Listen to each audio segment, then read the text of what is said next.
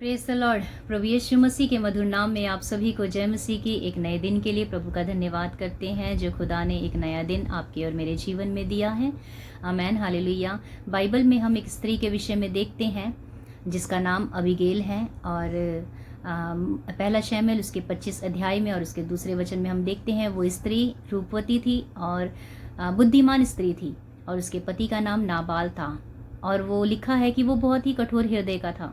जब दाऊद और नाबाल के बीच में किसी बात को लेकर जब झगड़ा हुआ, उस कहानी में आप पढ़ सकते हैं पूरे अध्याय को।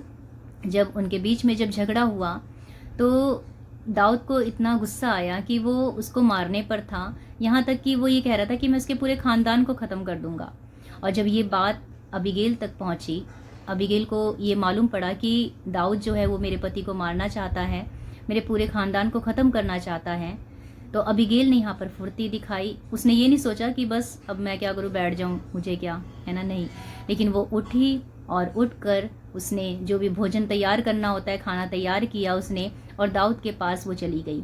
जो भी उसने मांगा था वो चीज़ वो लेकर उसके पास गई और जाकर दाऊद के पास जाकर कहने लगी कि उस पर लिखा है कि वो उसने दंडवत करके उससे कहा कि हम पर तू क्या कर, दया कर, हमें माफ़ कर दे, मेरे पति के कारण जो मुसीबत हमारे खानदान पे आई है ना, उससे तू हम माफ़ कर दे। और दाऊद ने उसके जीवन से जब ये बातों को देखा तो उसे धन्य कहा, उसे कहा कि तू धन्य है और तेरे समर्पण को मैं देखता हूँ और यहाँ तक कि तूने मुझे भी गुनाह करने से रोक लिया है। हालेलुया। इस कहानी से हम अबीगेल के जीवन से हम ये देखते हैं, ये सीखते हैं कि किस प्रकार से अबीगेल ने फुर्ती दिखाई, उसका समर्पण रहा, एक मेहनती स्त्री वो कहलाई और अपने खानदान के ऊपर मुसीबत परेशानी आने से पहले उसने डट कर उसका सामना किया। हालेलुया। हम भी इस कहानी से सीख सकते हैं कि हमें किस प्रकार से हमें आने वाले मुसीबतों का हमें सामना करें। एक जो स्त्री है, परमेश्वर ने उसे एक मजबूत स्त्री बनाया है, मजबूत महिला बनाया है। तो मेरी बहनों, आप लोग से ये मेरी दुआ है, विनती है आपसे कि कभी भी अपने मुसीबतों को देखकर आप घबराए ना।